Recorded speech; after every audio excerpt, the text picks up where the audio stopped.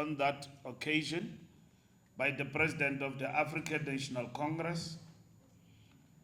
We did make an undertaking that we will brief South Africa and the media bi-monthly on the implementation of the action plan. And it coincides as well with our decision this year, which we declared as the year of fixing a local government decisively.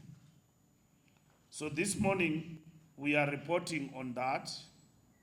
We are joined by the Deputy Secretary General and as well as members of the local government intervention team led by Comrade Stella Ndabeni, and the deputy is Comrade Dixon Masemula.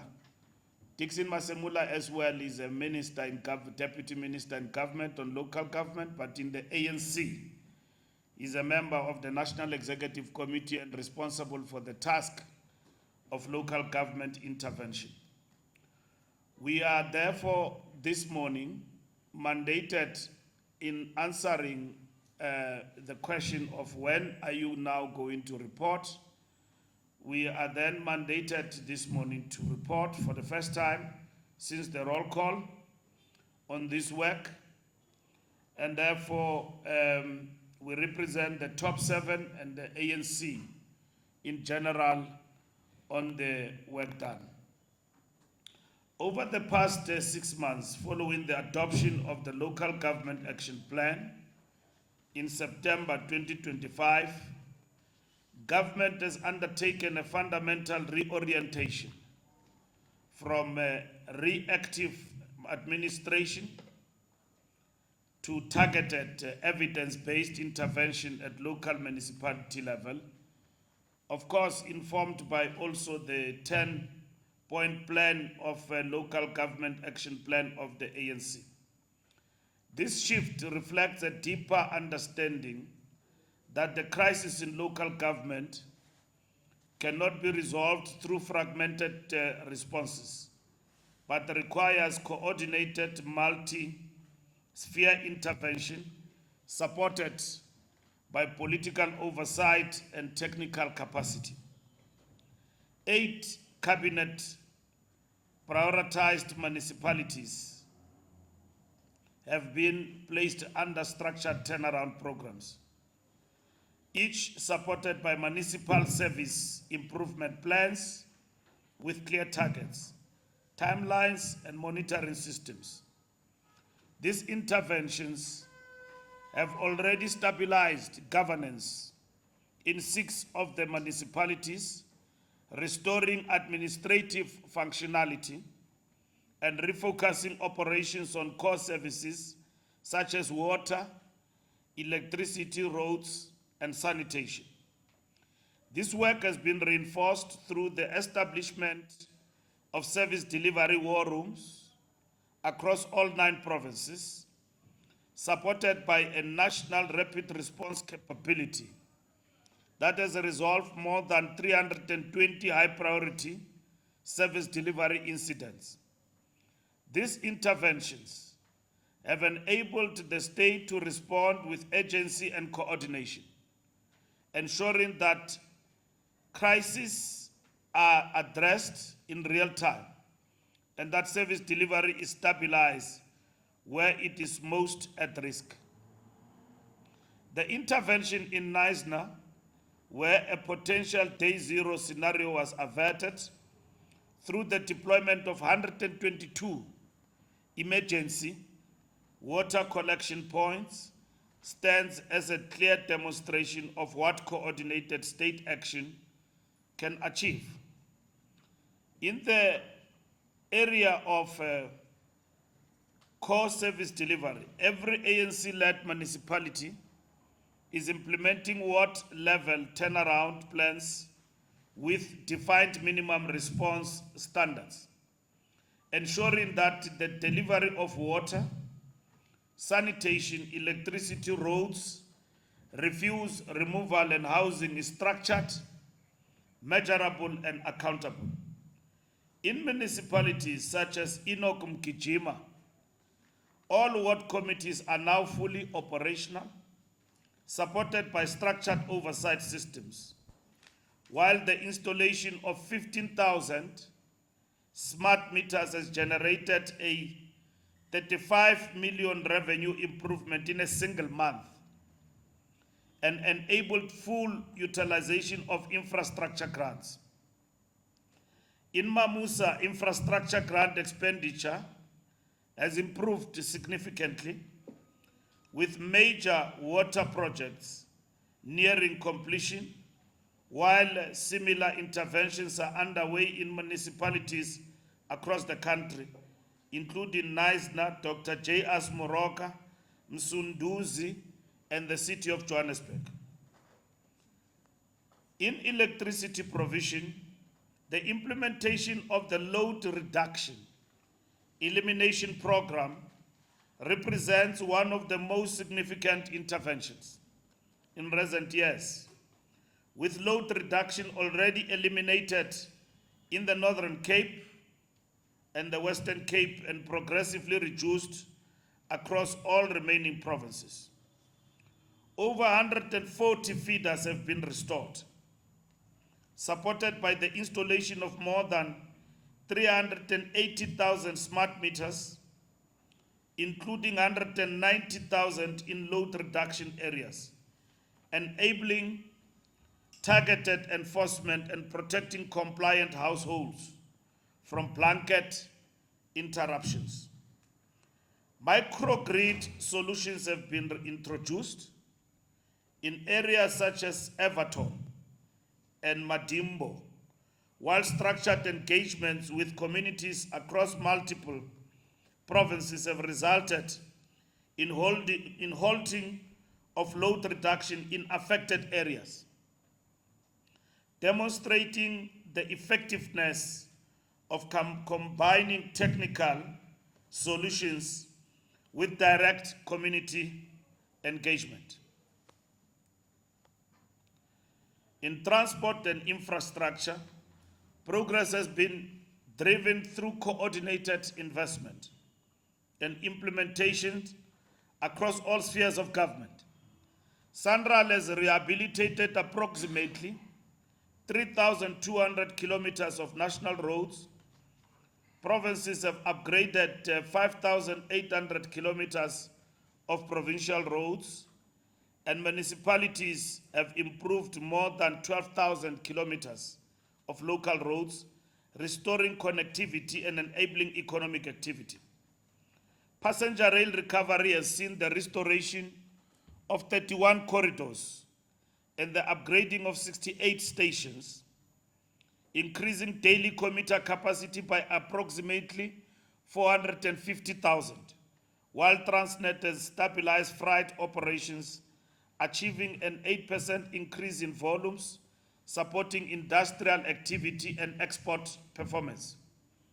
In water and sanitation, interventions have been intensified through direct operational support by the Department of Water and Sanitation, which has deployed technical teams to municipalities experiencing severe service delivery challenges. And one of those municipalities, for an example, that you will know faced some of these challenges close to you is Johannesburg.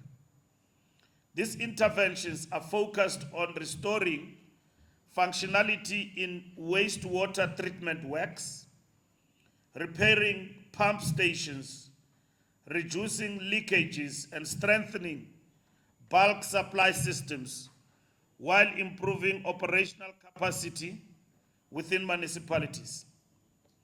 During the recent water crisis in Johannesburg, coordinated intervention by national government stabilized the system through a combination of leak repairs, pressure management, and improved operational coordination, preventing collapse and restoring supply reliability. In Machabe, the completion of 22 water and sanitation infrastructure projects has improved system performance and reliability, while in Knysna, groundwater integration and wastewater improvements have strengthened resilience and reduced environmental risks. More than 420 boreholes have been drilled or refurbished, 67 water treatment works upgraded, and over 1,200 kilometers of reticulation networks repaired, improving water access for approximately 2.8 million households. In infrastructure financing and delivery, national government has committed 54 billion over 3 years to repair water and electricity infrastructure in major metros, while 13 major water infrastructure projects are under active implementation, including the Lesotho Islands Water Project and the Umkomazi Water Project.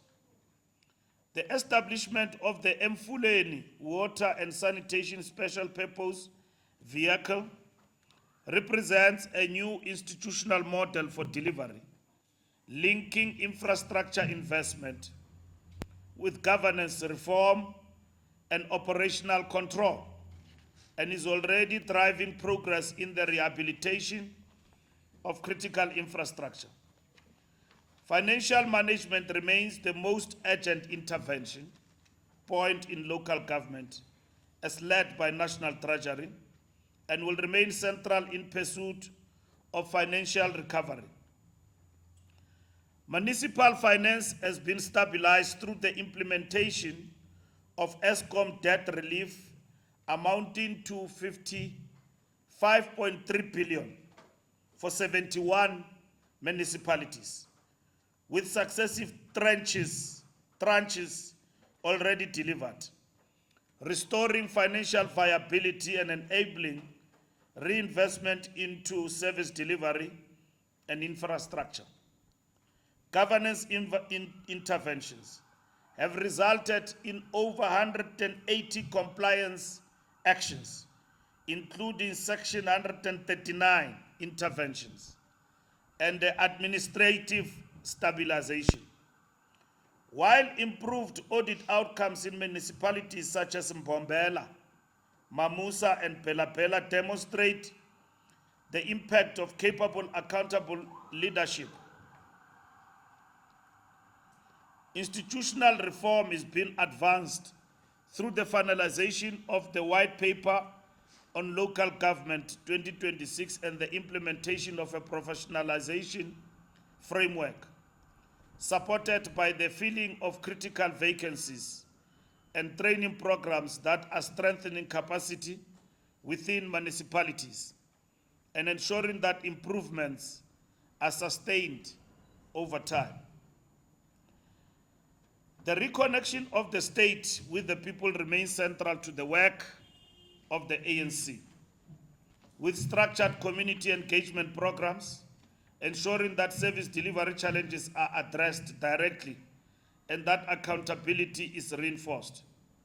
More than 4,500 ward committee meetings have been convened, supported by a national councillor performance review covering over 3,000 councillors, ensuring that public representatives are held accountable for delivery and performance.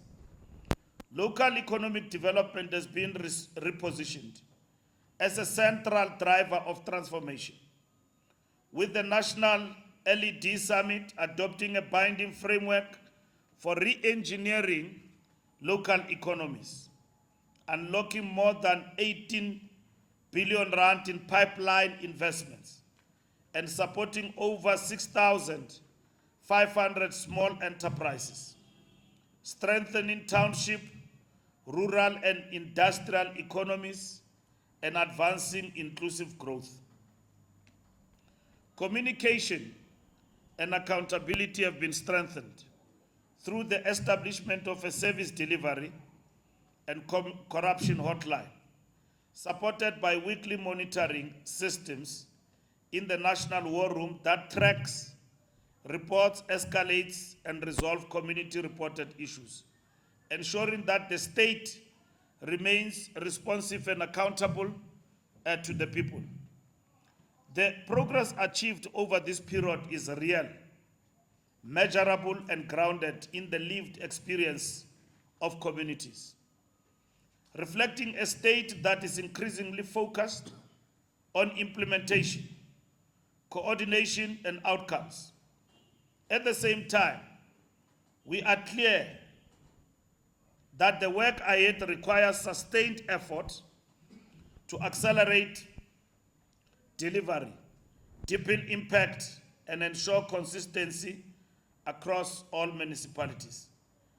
The African National Congress remains resolute in its commitment to building a capable developmental state that delivers services, restores dignity, and advances a better life for all. Recognizing that the unity of the alliance, the effectiveness of the state, and the lived experience of the people are fundamentally interconnected. Through disciplined governance, coordinated intervention, and measurable delivery, the ANC continues to act on its responsibility to the people of South Africa, ensuring that progress is not only achieved, but sustained, deepened, and experienced in every community across the country. Ours is not public relations stance. It is rolling of sleeves, doing the work, recognizing challenges and resolving them for our people. When it comes to leadership challenges in local government, we have made a number of interventions. Where there's been leadership challenges, we have changed a number of mayors in different local communities. As we embark on the path of finding new candidates, others who are doing well will be affirmed by the process, we believe so. But we hope to attract even better candidates based on our guidelines that were released earlier this year through the ANC Electoral Committee led by Kgalema Motlanthe. We are also embarking on the process of appointing mayoral candidates for metros and secondary cities, as we reported to you last week. That process will be completed by June this year, when we'll be announcing mayoral candidates. And some of these mayors we are going to announce will take up their positions even before the elections, and some will do so after the elections. We are running an ANC-led election campaign, not personalities.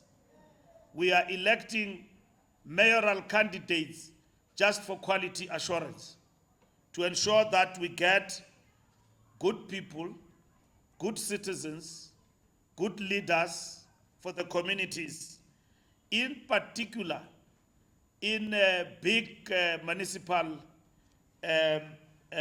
local government municipalities like the metros and the secondary cities in the country. We have taken decisive actions where there's been disorder. We'll continue to do that, and which some of them have cost us by-elections, by the way, because of decisions the ANC have taken. We will continue to do so where we are faced with challenges, chaos, anarchy, and ill-discipline, where members of the ANC, some in this chaotic way of doing things, vote with the opposition, undermine the mandate of the party. We will deal with that. Of course, we have also navigated in the space of coalitions in the country, particularly in the metros. The ANC only controls 2 metros in South Africa, which is Mangaung and Buffalo City.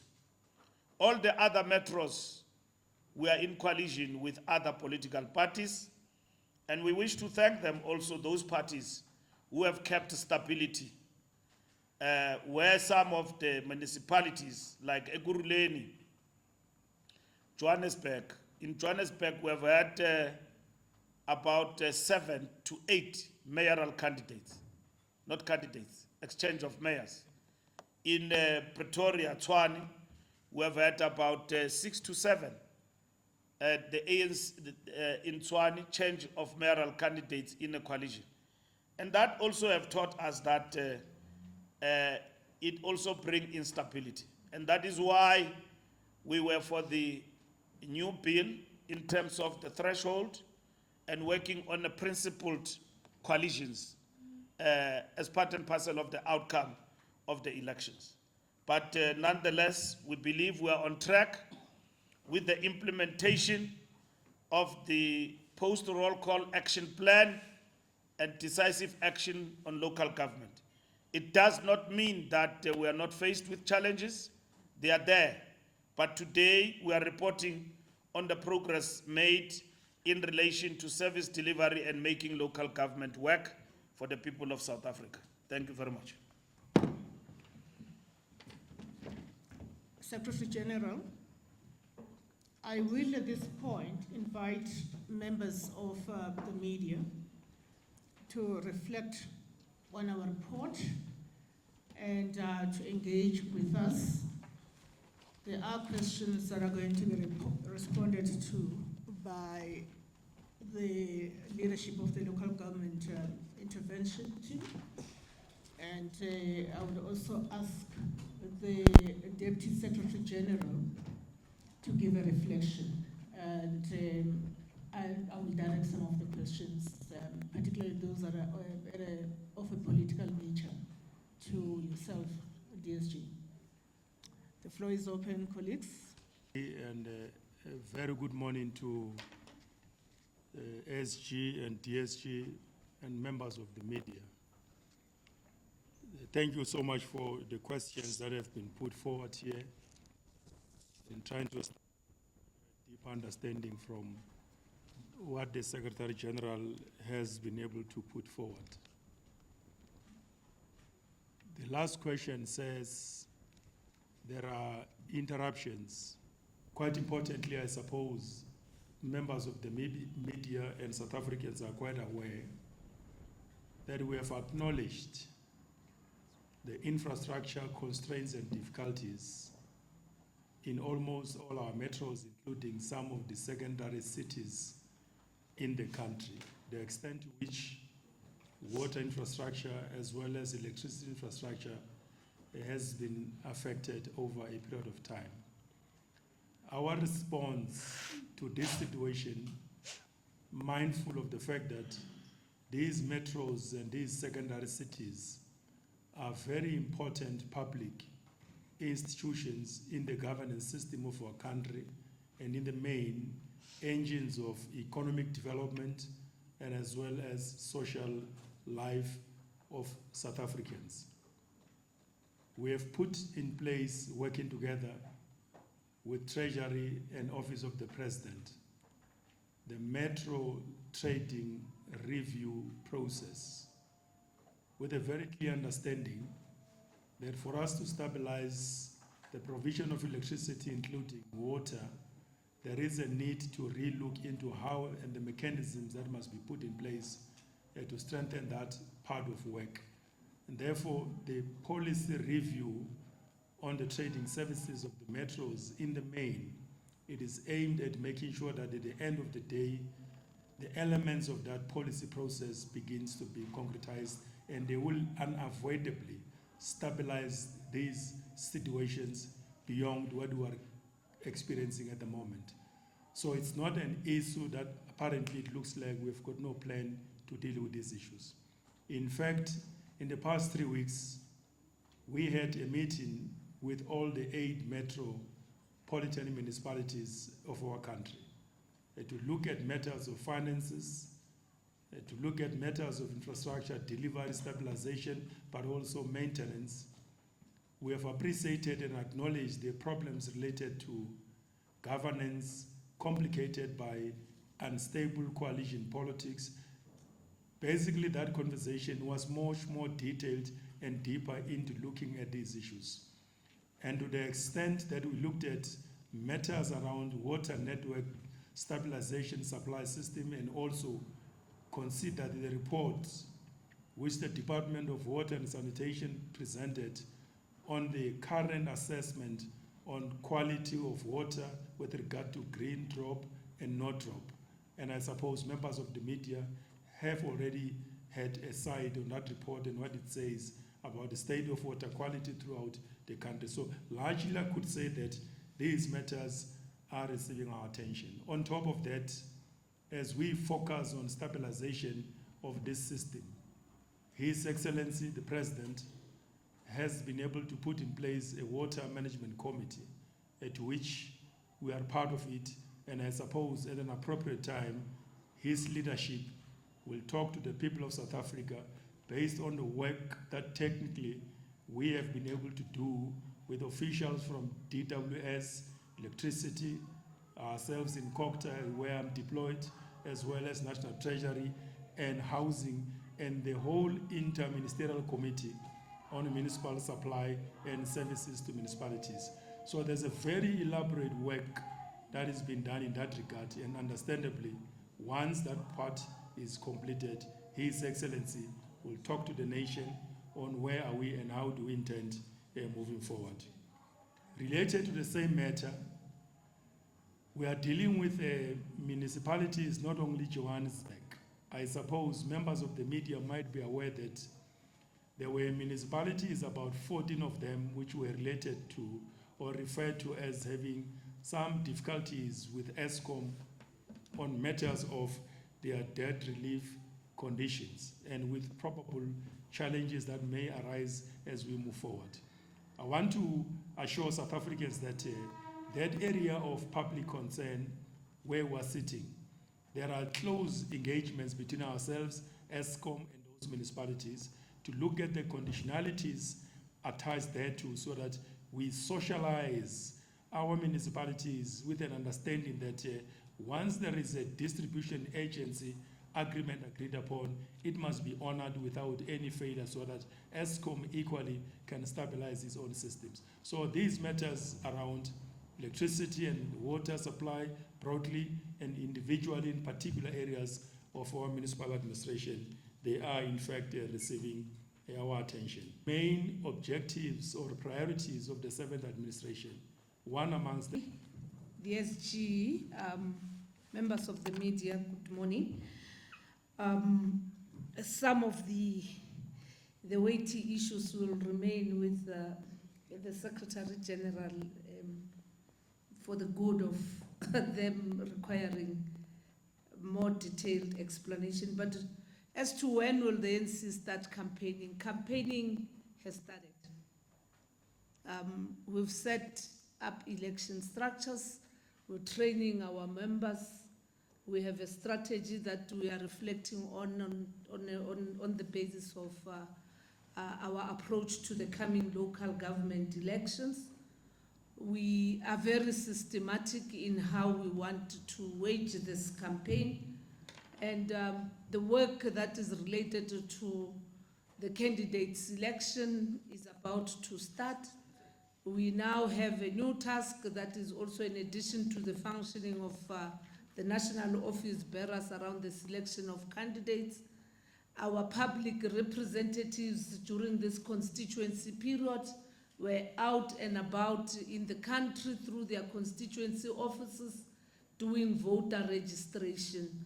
We are now hard at work following the new delimitation processes of the IEC, because we do not want to be everywhere not knowing where the new VDs are, the new boundaries of the new wards, so that we don't go on a campaign that may not yield the good results on the day of elections, because we have not confirmed our own understanding and appreciation of the new VDs that the IEC has now shared with the people of South Africa.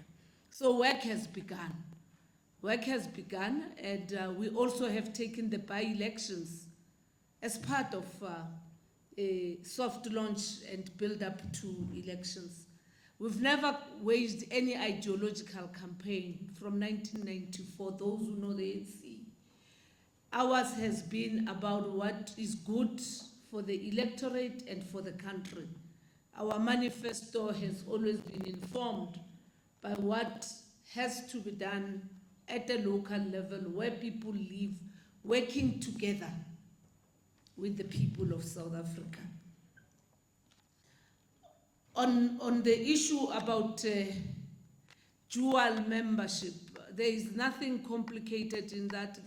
Where we are now, we'll be coming back to yourselves, and the SG will elaborate on that, on now that the ANC has gone out to brief its structures over this past week.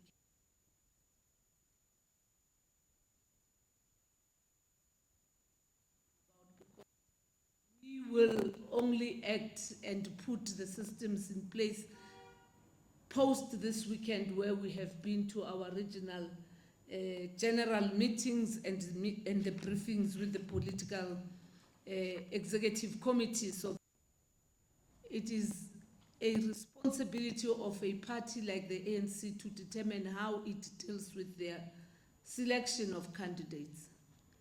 There is no way in the ANC where the rule says the chair shall be the mayor. Everyone, the region will make its own recommendations, the province, and finally national will have to look at those issues, and everybody whose name is being raised will be subjected to a due process that's going to be run and facilitated by the national officials. The difference in this instance is that it is the responsibility of the national officials to look beyond what is being nominated or suggested by the structures of the African National Congress. Of course, prioritizing those that are supporters and members of the African National Congress. Of course, the ANC is quite concerned, Lizeka, about the possible abuse of resources of those who are deployed as members of the African National Congress into public office. And hence, in our guide that we shared with our members, we did emphasize that at no point should you be seen to be using the resources to be fundraising, to be managing, to be strategizing, to be communicating, to be representing any other political party using a platform of your deployment by the African National Congress. And hence you have to appreciate that those kind of actions may put you into a process where the ANC has to act upon you. We've seen it with the current by-elections, where we were shortchanged because of those kind of experiences. And we do support the decision, and we believe that it is a proper decision in the best interest of the ANC, having learned badly from the MKP situation. And we are now determined to ensure that this is done in a manner that protects the resources, the opportunities given on members, that they must actually be for the good of the African National Congress. Lastly, we don't expect anyone to resign from being a member of the SACP going into these local government elections. Comrades must make a choice. And those comrades will then be expected to make a choice that is good for themselves and for the party that they would want to go and campaign for. It is not an anti-South African Communist Party position.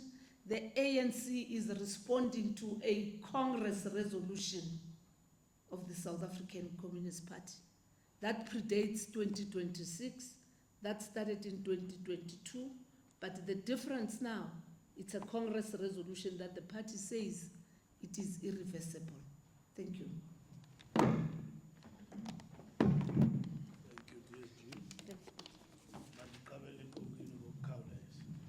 Okay, just before that, Comrade SG, with your permission, we do have callers.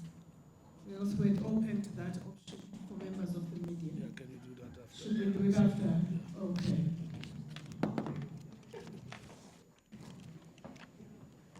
Thank you very much, comrades. Sorry. Ladies and gentlemen of the media. Anyway, some of you are comrades. So it's not a mistake, but we know you are comrades underground. So there's nothing wrong with that. Thank you very much, DSG and the comrades here of LGI. I think they've answered the most technical question in the main post by Ferial Afeji. And I want to emphasize, without dwelling into it, if we use a fact check in terms of our statement, we'll be able to back what we said with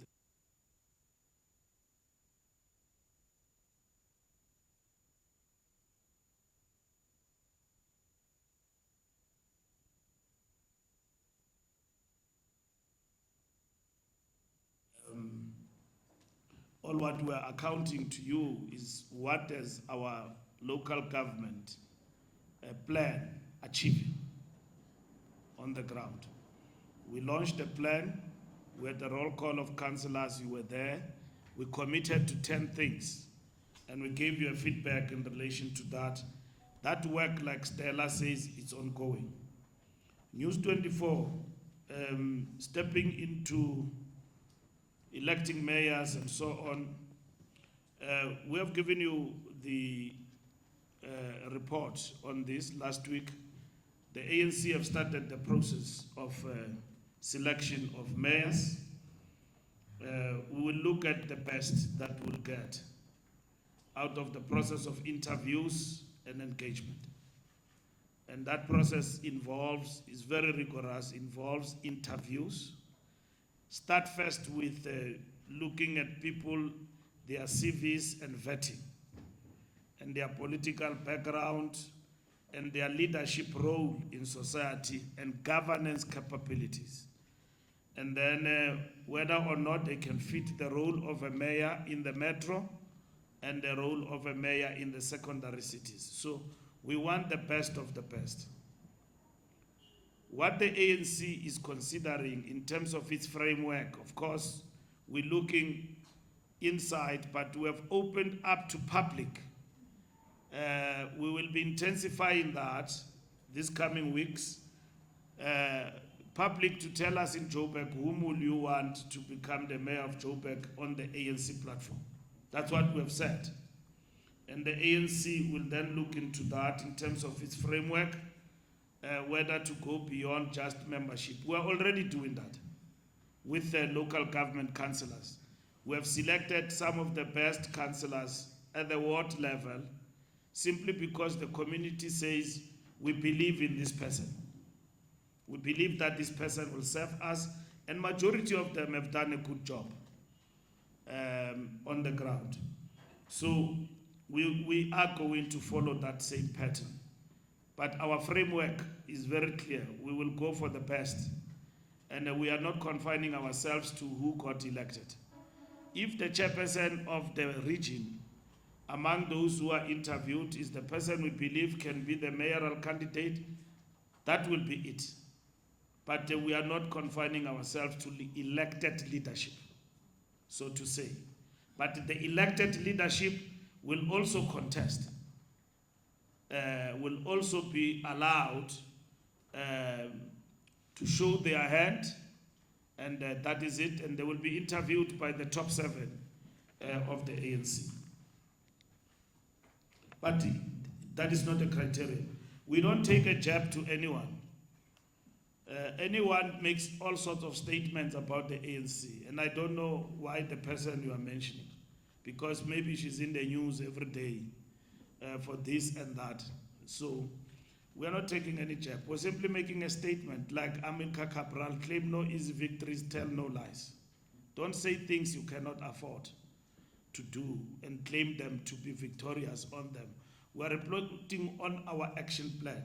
One of the things we planned to do, and we're going to start doing this coming Monday, on this action plan, with the top 7 of the ANC and the NWC, we will be visiting metros and to showcase the practical work that is being done. For instance, today, we had planned that we'll go around Johannesburg and showcase practically the work that has been done and covered, not by the ANC, but by the ANC being part of the coalition in Johannesburg. What work has actually been covered, and so on. So we decided that we'll start embarking on that after today's announcement. As an incumbent, you don't start a campaign, you're already in a campaign because you are in charge. A campaign is just a launch, it's an event that elections have been announced. I hear from you that Zille is campaigning, I'm not aware. I'm seeing it though, everywhere, every day. And then she calls that a campaign. I mean, it's okay. Niyamthanda uZille because nina nibona campaign thina siyibona sibona nje umuntu ohlenyuka nje and so on. So nina, you are seeing a campaign there. Tina, the campaign to us is what we are going to do and account to our people. Because we are here, we are in government. And that is what we are going to do.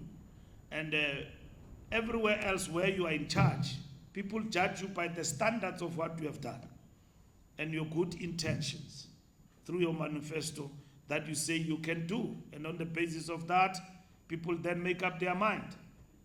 We have been winning and defending our constituencies successfully, including here in Johannesburg, in the by-elections.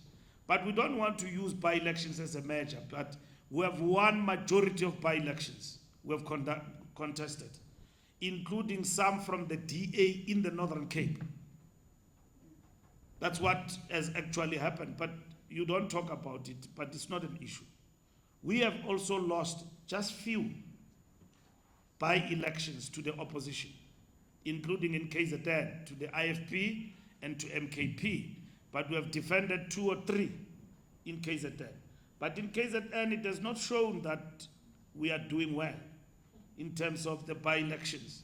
But we have defended our base, and we're doing well in most of the constituency areas that the ANC is actually dominant. News 24 campaign, DSG have answered that. Ideology, people don't eat ideology, they eat the real things. You have committed, you are doing this on the basis of that. They either agree or disagree with what you are saying. And therefore, we have said to our people, we're rolling up our sleeves, we're intervening in local government, and that is why we're giving a feedback today. We have never said that GPU, people that don't have a mandate, we said people must be loyal to their decisions. We did not explain those decisions. You will appreciate that when you are in a coalition, you are faced with challenges from time to time. And therefore your ego doesn't work in a coalition. What works is what other partners want. And in this particular instance, EFF has come to the party to work with the ANC when others refused to adopt the budget. And therefore, we are working with them, and that is why they are MEC of Finance. We don't choose MECs of Finance from political parties. Will we choose Dunga as the ANC? No, we will not. But we are in a coalition. Singobani thina sizaxelela uJulius asinike bani, usinika lo, asinika yena. You see, he gave us Dunga. So nina nilwa nathi ngathi uDunga uvela ku ANC, akaveli ku ANC. He's from, you didn't give us outright majority. You've got every right to question ANC candidates, but we can't question candidates of other political parties. It's for the EFF to defend Dunga, not us. EFF as a political party agreed to pass budget with the ANC and to work with the ANC in the government of the province of Gauteng. DA did not agree. to pass budget with us. MK did not agree. They abstained. EFF came to the party and we managed to pass the budget. That is the nature of coalition politics.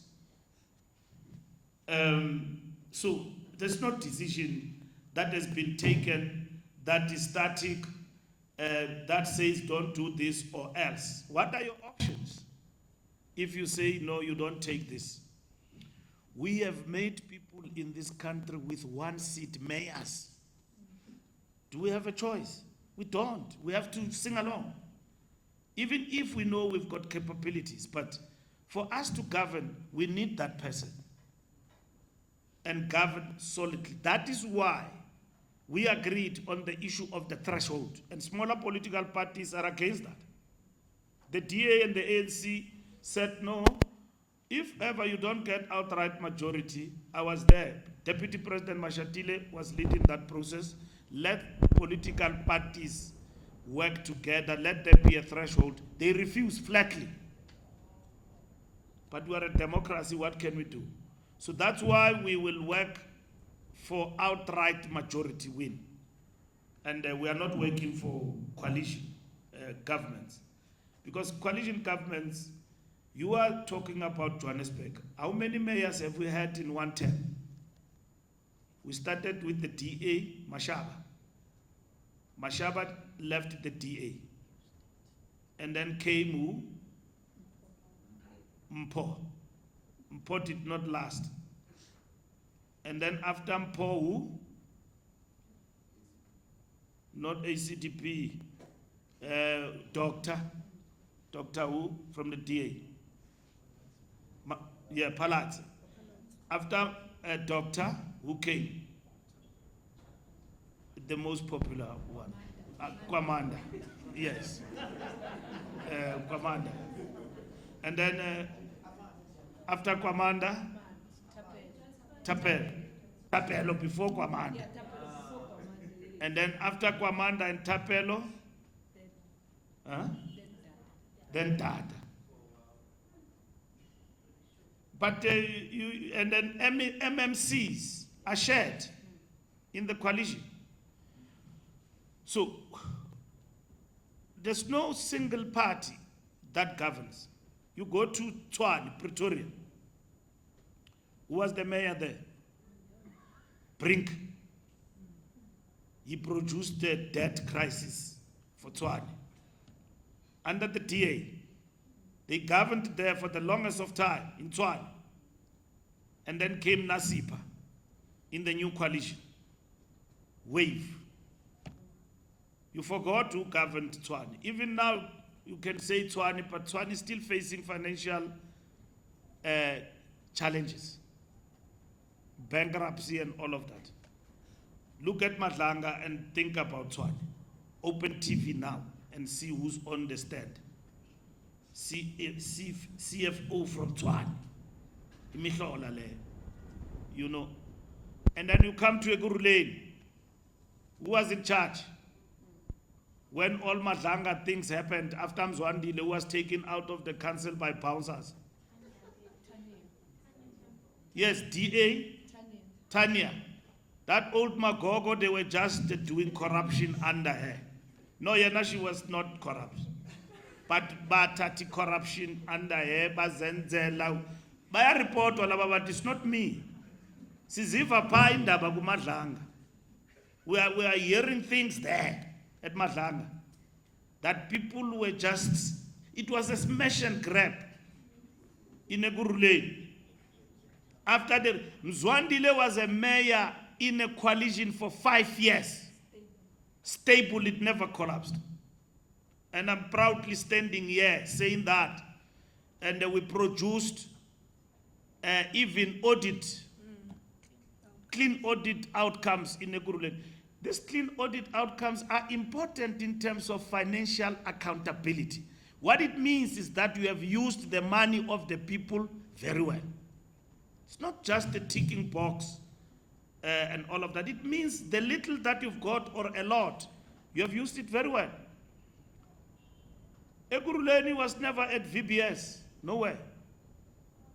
And then now is the ANC on the driving seat in terms of Ekurhuleni with other political parties.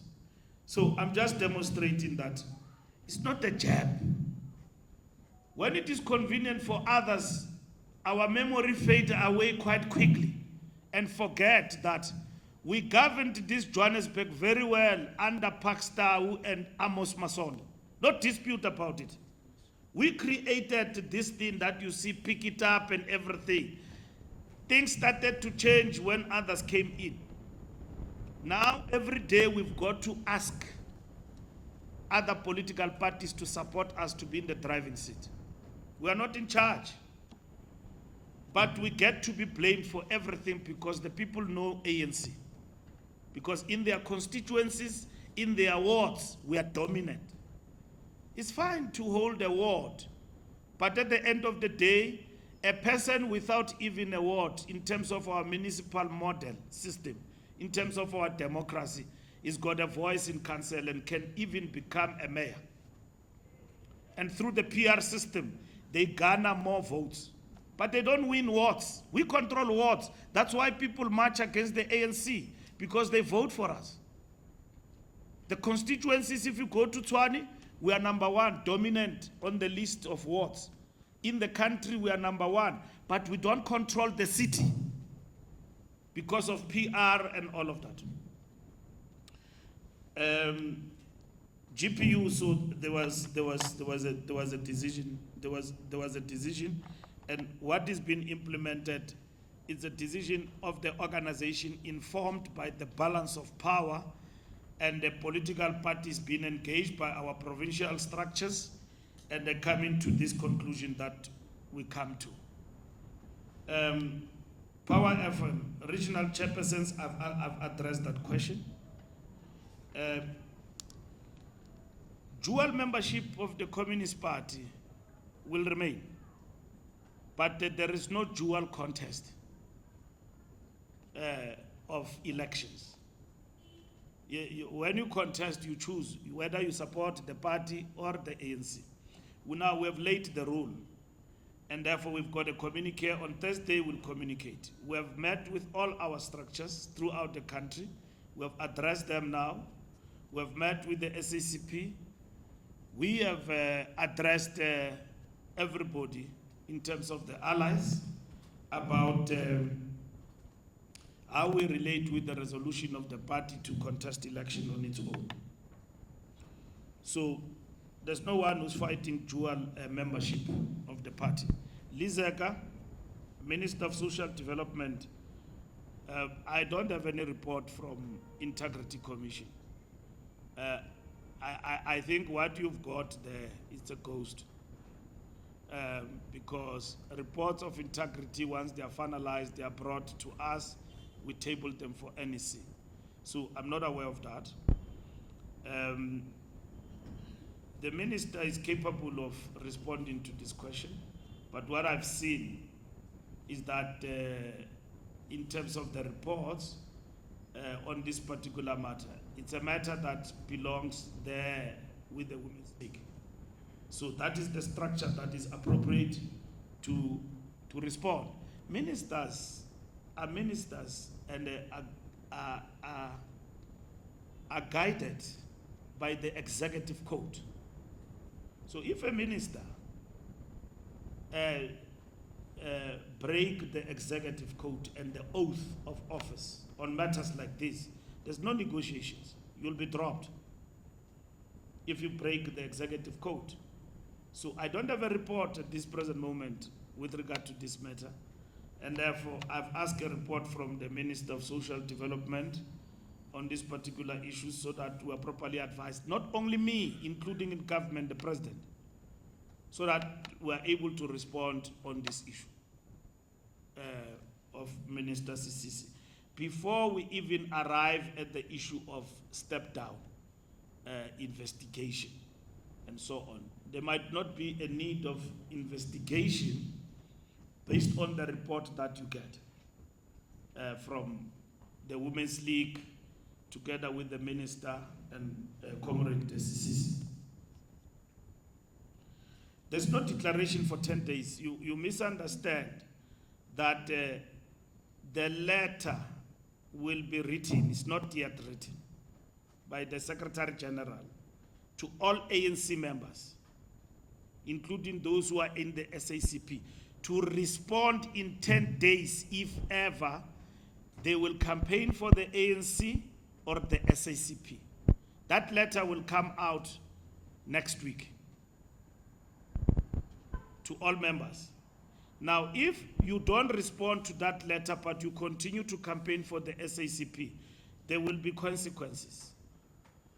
Because the ANC constitution is very clear that dual membership is acceptable.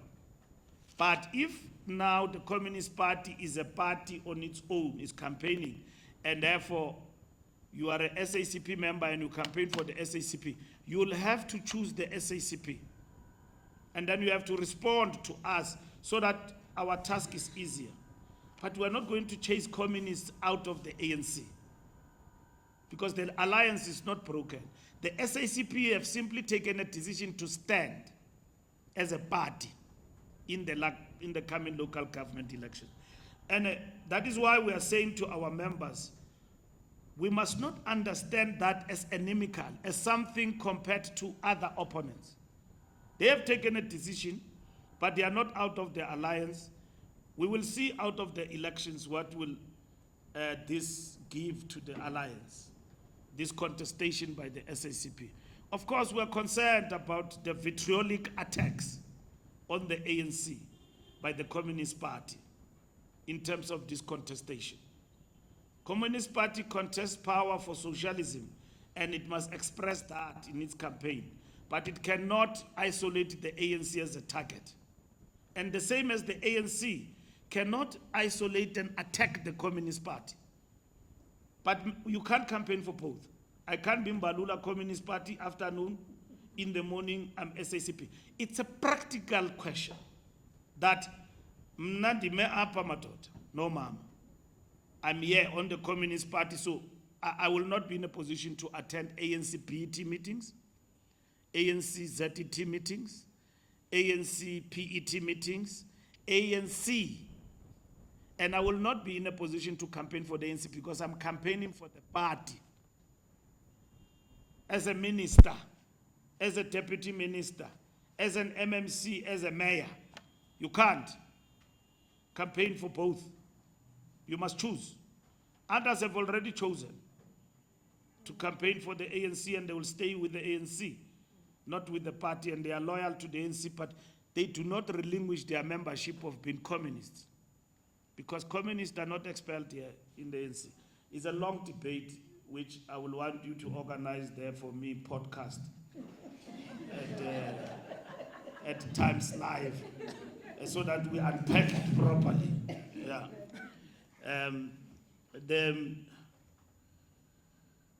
Tando, deadline, I've clarified the issue of deadline. Once the letter is out, 10 days from that day, that letter will be distributed from everybody and will calculate 10 days in the letter. It will say Monday to next Monday and it will include dates. You must have made your choice. That letter is not there. We have briefed all our structures this past weekend. We are getting reports now as I'm speaking to you. I will go through those reports and report to the officials on the reports from the interactions and the briefings we have had with the structures. And then thereafter, it will never be like Zuma issued this thing. Zuma was a spontaneity, it was a volcano. So it was meant to disrupt. This one, we're informed, we have been engaging with it. It is done by our allies, we know it. And that's why we have reflected on it. There will never be another meeting again. We're done. We are now ready to get into an election with clarity of thought. We are guiding our structures on the ground on what needs to happen. And everybody must exercise maximum discipline on this issue. The party has made its decision to contest and they are contesting, it's fine. We are going ahead, okay? So that is what we are saying. Lastly, Kaya News, Mayor in Madibeng. We deal with cases like this every day. This case we came across, the province will report today. We're supposed to meet with them about the mayor of Madibeng, and then we hear what they say. If there's action on that, it will be taken. Of course, we are concerned that a mayor of the ANC can be working with opponents against the ANC. We have seen that again on Times Live, on the newspaper, about that activity and the video. So we are processing that matter of Madibeng. As DSG have addressed the issue of the campaign, I've spoken to that as well. Ferriel, they've answered your question in terms of data. I've also dealt with that.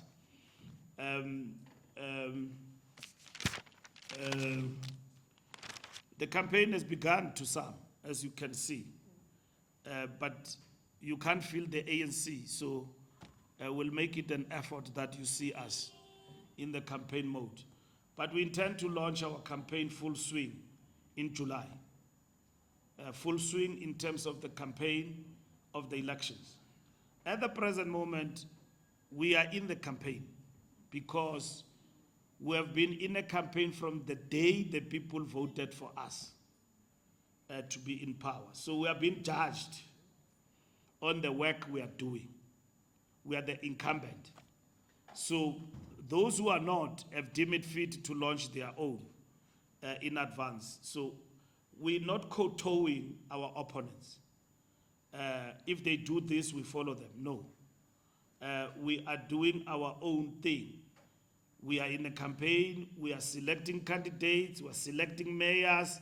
We will launch formally through various activities that will be announced in July.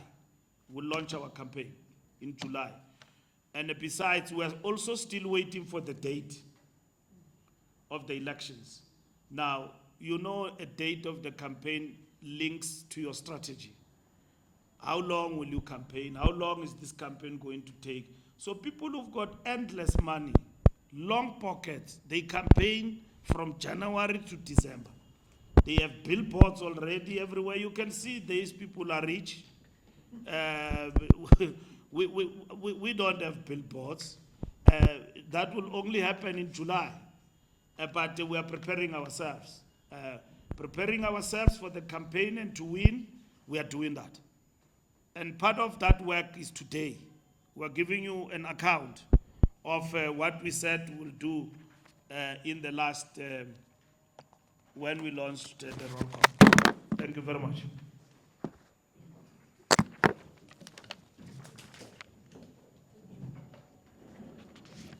Thank you, SG. I would like to really summarize the remaining questions in the interest of time. But I think it will be remiss not to take them into account because we've opened that opportunity for the phone-in platform. There are just about 5. Oh no, there are only 4, and I suspect the ones that have been covered in the responses of the panel, I will request that the callers would take the responses that have been provided. So the first one, Comrade SG, says that during the ANC's roll call in 2025, Party President Cyril Ramaphosa stated that the DA runs the best governed municipalities across South Africa.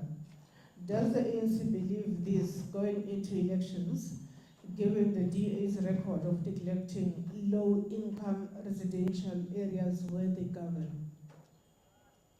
The second one, the call by ATM to have a motion of no confidence vote against President Cyril Ramaphosa was rejected by the Speaker of Parliament, citing irregularities during the motion. Is the ANC concerned on potential impeachment proceedings against party president regarding the Phala IP report and the Constitutional Court judgment to sue? Has this impacted the ANC's election plans? Third one, does the ANC's action plan for municipalities consist of a plan for corruption in policing at a municipal level, given the spate of arrests and court appearances recently? Does the step aside rules data apply to those charged? I don't know if the LGI team is able to decode the third question for the purposes of answering and whether this has been covered. And the last one, these elections come at a time where coalition governments are enormous in South Africa. Should the ANC not get outright majority in certain municipalities, will the ANC still lean on governing with the DA, given the tense relationship with the GNU, or seek to govern with new partners? And is the SACP ANC joint membership about to be a thing of the past, given recent tensions between the ANC and the SACP, with the SACP contesting? May I rule out both the last question, because it's now been responded to, I think comprehensively, actually. And so the one about the president, the motion of confidence, as well as the idea that the DA runs the best governed municipalities. I do think that the caller also has already responded to this question by indicating that the DA's record of neglecting low-income residential areas where they govern is some kind of sense of having answered that question. SJ, I think these questions are crucial. Just this one question. But may I ask you, Comrade Stella or Comrade Masemola, to speak to this one about corruption in policing at a municipal level and whether our plan includes that, particularly given the spate of arrests and court appearances recently. Yeah. Of the ANC, by the way. Thank you so much, Somloma. I was about to say that all the corrupt activities that are being undertaken at the municipal level are because of the ANC policies and the stance that we have taken to say we are going to deal with crime and corruption. Now, where a member of the council, irrespective of whether one is the member of the ANC or not, where one has been found guilty, we expect the council to let their processes kick in, because the laws are very clear in terms of a councillor that has been found guilty or in breach of whatever in relation to the council operations, they are then taken out of the council. Now, for those that are members of the ANC, the SGs here, as you know, what's the process towards the step aside, because there are processes that are put in place, as you read the resolution, that became very popular amongst yourselves, even members that are not of the ANC. They're quick to refer to people going to step aside. We appreciate that because, again, it shows confidence in the public that the ANC is really trying to act against those that will be found guilty of serious offences, as the resolution states. I will let that be responded to in detail by the SG, but of course, where members have been found in breach, those that of the ANC, there's certain processes that are undertaken. Thank you so much. Thank you, SG. Very briefly, the statement of the president is exploited by the DA. It's completely misunderstood, not even understood, it's just their opportunity. We are bigger and we are honest about governing South Africa. And we look at our competitors at the same time. What the president was relating to was that we're a dominant party in the country when it comes to municipalities, a dominant party when it comes to ward-based councillors and so on. And even in municipalities, we are in control. And therefore, if you look at Western Cape, you will find that when it comes to clean audit, they perform well. So what is it that they do that we are not doing right? That's what the president said, among others. And that's not a statement. It can only be said by somebody who's not afraid to look at themselves in the mirror without even looking at your worst opponent. So That's what has happened. Now it has been exploited. And we are very happy that since that 10-point plan, even municipalities, you can go to the Free State, we have moved from qualified to unqualified because of first admitting to the challenge, but also not being afraid to act. So the year of decisive action means where we govern, we must govern well, but where it is necessary, we must be able to take action. And as we come back and report to the nation, we have been able to be decisive and act. And we will act, including about Madibe, you are asking about. We have acted even in areas as far as Tabazimbi. The whole municipality, we went to a by-elections and won. At great risk that we could lose. But we had to take actions and deal with individuals with wayward behavior in those particular areas. And we will do so even going forward. So that's what the ANC has done, and we will continue to do. Step aside. There's no one in the local municipalities who is arrested and is still holding on to a position. No one. No one. The ANC have acted. You are arrested, you appear in court, step aside. Resolve your issues. If you are found to be guilty, you are gone. If you are not, you will come back because you are cleared by the competent court of law. The ANC has done that and will continue to do so in fighting corruption. And nobody else has actually done that compared to us. And we can't even compare ourselves to anyone because we are the dominant party in South Africa in terms of local government and different municipalities.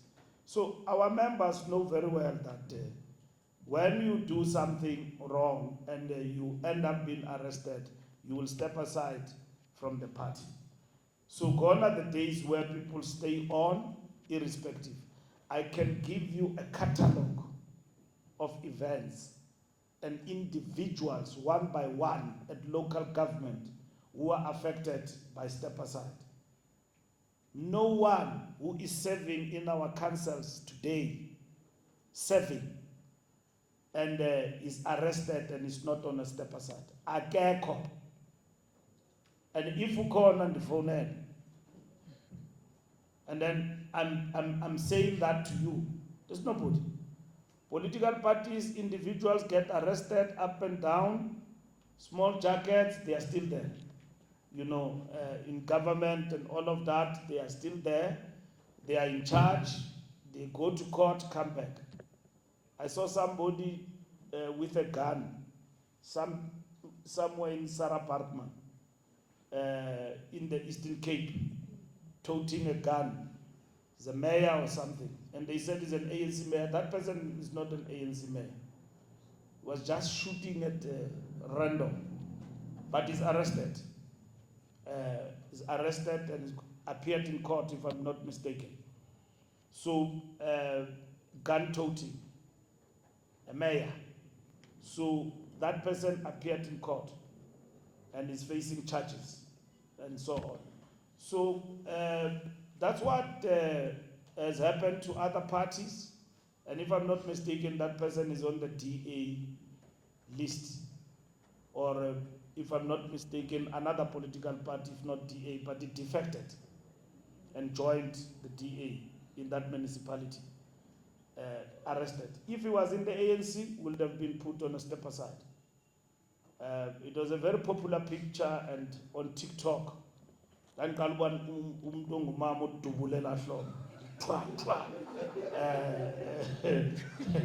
Uthe bevuyile ucinga ziklaburi sidubula kudlalwa ngompu twa twa twa udlala ngeklaburi zinto zodlala cricket twa. That's how you celebrate. You don't celebrate with a gun. That thing is not done here in South Africa. So there are laws here, and as a mayor I should have known the laws that govern, because if people can shoot at random in the township, they are going to terrorize our people. This is not some country where there is war, you know, so people get used to the sound of a gun. We want to raise kids here in a normal environment, even if they are faced with challenges, but guns is the last thing. So Lamdu never they step aside if he was in the ANC. But I suppose he's still the mayor there. Under correction, maybe he's put aside, I don't know. So we have a number of ANC members who have appeared in court as councillors or anything of that sort and have been step aside, have been put on step aside. Those who have been convicted have faced full party disciplinary, and they are no longer even in the membership list of the African National Congress. So thank you very much. And also it has got implications in terms of campaigning. So the decision that has been taken and communicated to structures include a decision of people making a choice of whether you campaign for the ANC or the Communist Party. And it will be further explained on Thursday. And the reasons why on Thursday is because we have brief structures. When we communicate on Thursday, it will exactly be the beginning of 10 days. And on that day, we will also release the letter to all members of the ANC across the length and breadth of the country. And they will be monitored by the regions, by the BECs, by the sub-regions, up until national to the office of the Secretary General. So 10 days will begin on Thursday when the letter goes out to our structures. So that is the reason. And on that day, we will also brief the media about the outcomes fully, and the communique we will have shared with the structures. Conferences, we are done with regional conference. People speak about regional conferences as though there is massive regional conferences. There's no such. Regional conferences that are outstanding is in the Free State, Northwest, and one in Gauteng. Western Cape is going to go to conference after next year. We just dissolved them now and reconfigured them. So we have constituted RTTs, but we are also going to trim them, as well as the PTT in the Western Cape. Gauteng, we don't have conferences here, only one left, Gauteng. KwaZulu-Natal, we don't have conferences there. The PTT failed to convene regional conferences and a provincial conference. We reconfigured them, we are trimming them. By this week, we are announcing fully fledged new PTT, RTTs in KZN. We have already announced 6. This week, we will announce the full PTT. We're in KwaZulu-Natal, we're back in the province to finalize that work. So they will focus on the elections, no conference. They will hold their conferences after the elections next year in KZN and the Western Cape. In these provinces too that I've mentioned, the regional conferences were supposed to take place, they were delayed by disputes. Now that those are settled, verification reports, we have agreed that there is no reason why they shouldn't, because some of them have been RTTs for a long time. So if they say we are done with our work, allow us to sit, the NWC said yes, sit, but that does not derail anyone. Anyone who comes and tell you that there are regional conferences everywhere, they don't know what they are talking about. Regional conferences are over.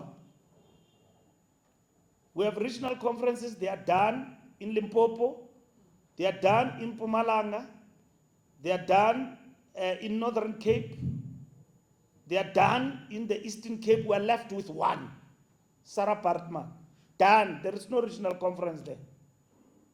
So there's base conference, Free State, we've got about 4 or 5 regions there.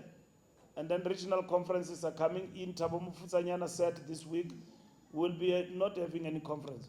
So anyone who says that we're being derailed from doing elections work because of conferences, we have met our deadlines of conferences. We are ready for elections now.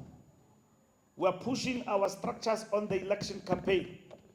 Those who are listening to are those who say, on the date of the deadline, we were ready, but we could not because of, and then, yes, when we have been an RTT, so don't tell us about people who have not even attempted to hold conferences. KZN, you know, it's a reconfigured structure, and as well as the Western Cape. So they will go next year and then also prepare for their conferences. The provinces that will have their conferences next year is the Free State. Of course, Northwest was supposed to have their conference, now they delayed. They are supposed to be part of this group of Eastern Cape, Limpopo, and so on. But they will have their conference immediately. But their term of office comes to an end in August. So the NEC will have to convert that structure into a PTT, not now, by August. That's why we then gave them the right to hold a conference Northwest. Because by August, we will be in the middle of a campaign.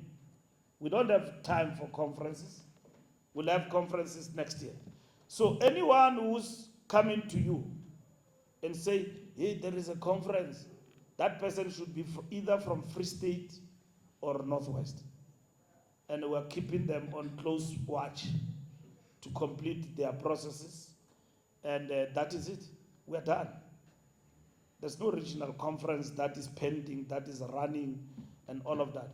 Here in Gauteng, all our regions have convened their conferences. We are left with West Rand. Even West Rand is ready. So we will be complete. We'll just be left with Hope Papo, and which we are also going to evaluate and finalize that work. And then the PTT continues. We don't have a crisis as a PTT here. And then we'll have to evaluate, report to the officials. KZN was our mandate from the NEC. Go reconfigure, the term came to an end.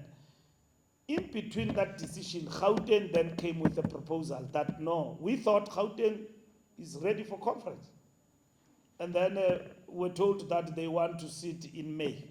The decision that conferences must sit in March was taken last year. It was not taken this year. So comrades just look at the decision and smile with it, you know, and not implement it, with the hope that they will be given a chance to be extended to June. They forgot we are in a campaign. If you are busy with a conference in June, how will that be possible? So we are done with the regional conferences. We don't have any conferences that are all over the place. There are very few, not more than 4, that are remaining in the 2 provinces to sit, and that's it.